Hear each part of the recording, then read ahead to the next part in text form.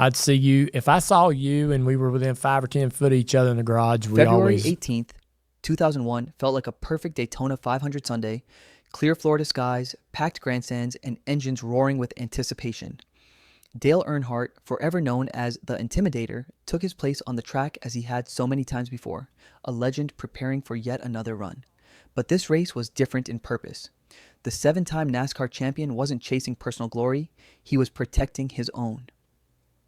With Michael Waltrip leading and his son, Dale Earnhardt Jr. close behind, Earnhardt positioned himself as a shield, blocking challengers with calm precision. For him, loyalty mattered more than trophies. It was classic Earnhardt, calculated, fearless, selfless. No one watching could have imagined that within minutes, celebration would give way to stunned, heartbreaking silence. The final lap, and a split second that changed everything. As the final lap unfolded, the field tightened and the tension sharpened, the kind that lives only in the last moments of a great race. Earnhardt ran third, controlling the pack with veteran precision when a brief and seemingly harmless contact occurred between his black number 3 Chevrolet, and Sterling Marlin's car. It was the kind of bump fans had seen thousands of times before, barely worth a second glance in the chaos of Daytona drafting. But this time, fate intervened. Earnhardt's car broke loose, spinning down the track before colliding with Ken Schrader's vehicle and slamming nose first into the outside wall at more than 160 miles per hour. From the outside, it looked like a routine crash, hard but survivable. Cars had hit walls harder and drivers had walked away. But this impact carried a devastating force that no one fully understood in that moment. When a minor crash became a national tragedy. In racing, perception can be cruel. The crash didn't appear catastrophic. There was no fire, no violent tumbling, no visual cues to prepare the world for what was coming. That illusion made the truth even more painful. Dale Earnhardt had suffered a fatal basilar skull fracture, an injury that modern safety equipment is designed to prevent, but which was tragically common in that era. Despite wearing the standard safety gear of the time, Earnhardt lacked critical head and neck protection, including the now mandatory HANS device. The walls were unforgiving concrete, not energy-absorbing barriers. Emergency crews arrived within seconds, doing everything possible, but the damage had already been done. NASCAR's greatest icon was gone. As word spread, joy evaporated from the speedway. Fans wept openly. Broadcasters struggled to speak. A sport built on speed and spectacle suddenly stood face to face with its own vulnerability. NASCAR forced to look in the mirror. Dale Earnhardt's death didn't just break hearts, it shattered complacency. For years, drivers had pushed the limits of safety while the sport relied on tradition rather than innovation. Earnhardt's passing exposed uncomfortable truths. The absence of mandatory head and neck restraints, the danger of rigid walls, and a system that had accepted risk as the price of racing. NASCAR could no longer ignore what had been building beneath the surface. Almost immediately, changes began. The HANS device became compulsory. Safer barriers were installed at tracks across the country. Car designs were re-engineered to absorb impact rather than transfer it to the driver. These weren't cosmetic adjustments. They were life-saving reforms born from tragedy. Dale Earnhardt, even in death, forced the sport to evolve, ensuring that future drivers would walk away from crashes that once proved fatal. Sterling Marlin and the weight of public blame. In the emotional aftermath, grief demanded a target, and Sterling Marlin found himself at the center of a storm he never asked for. The brief contact between his car and Earnhardt's became a focal point for anger and blame, even as NASCAR officials reviewed footage and concluded there was no wrongdoing, just a tragic racing incident. Logic, however, had little power against heartbreak. Marlin received hate mail, threats, and accusations that haunted him long after the headlines faded. To many fans, pain blurred into blame, and Marlin became a symbol of loss rather than a fellow competitor caught in the same nightmare. Privately, he was devastated.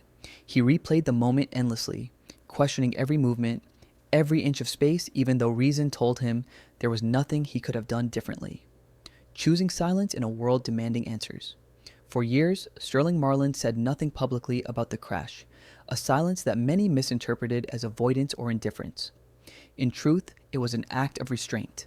Marlin understood that no explanation could heal the Earnhardt family's grief or ease the pain of millions of fans. Speaking out felt wrong, even selfish. He carried the burden quietly, respecting the enormity of the loss and refusing to insert himself into a tragedy that wasn't about him. Racing drivers are taught to be tough, to move on, but this was different. This wasn't a loss you outran. It followed him through every season, every interview, every mention of Daytona. Silence became his way of honoring Dale Earnhardt, not by defending himself, but by allowing space for mourning. Breaking the silence after 20 years. More than 2 decades later, with time softening edges but not erasing memory, Sterling Marlin finally spoke. His words were not defensive or dramatic. They were quiet, heavy with emotion, and deeply human. He admitted that the moment of contact still replayed in his mind, that it always would. He explained that he tried everything possible to avoid the crash. That racing at Daytona leaves no margin for error, only inches and instincts. Most importantly, he reaffirmed what investigators had long concluded. It was a pure accident. There was no malice, no recklessness, only the cruel randomness of high-speed competition.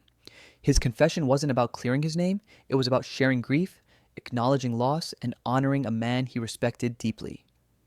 Remembering Earnhardt beyond the legend. To Sterling Marlin, Dale Earnhardt was more than an icon. He was a competitor who commanded respect and a man who shaped the sport they both loved. Earnhardt raced with intensity, but he also carried loyalty, mentorship, and an unspoken code of honor. He wasn't perfect, but he was real, and fans connected to that authenticity. 7 championships told only part of the story. Earnhardt helped transform NASCAR from a regional pastime into a national phenomenon, bringing grit, drama, and personality to every lap. His presence made racing matter to people who had never stepped inside a track. Even those who feared him on Sundays admired him on Mondays. He was larger than life, yet deeply human.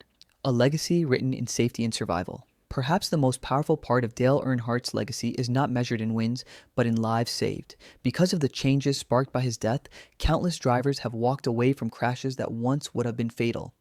Each Hans device fastened, each safer barrier absorbing impact carries a silent tribute to the intimidator. His son, Dale Earnhardt Jr., carried the torch forward, honoring his father not just through racing, but through advocacy for safety, mental health, and honesty within the sport. Dale Sr. may have taken his final lap in 2001, but his influence continues every time a driver climbs out of a wrecked car and waves to the crowd. Respect, redemption, and a shared humanity. At 67, Sterling Marlin's reflection was not a plea for forgiveness, but an offering of respect. He spoke of Dale Earnhardt as a great driver, a father, and a man who changed NASCAR forever. His message, live fully, race like today is your last, captured the spirit both men shared, a reminder that racing, like life, is fragile and fleeting. Tragedy united a divided fan base, reshaped a sport, and revealed the humanity beneath helmets and rivalries. Dale Earnhardt's death was not the end of his story, it was the beginning of a safer, more compassionate NASCAR. And in remembering him, the sport continues to move forward, carrying his courage, resilience, and unbreakable spirit into every future lap.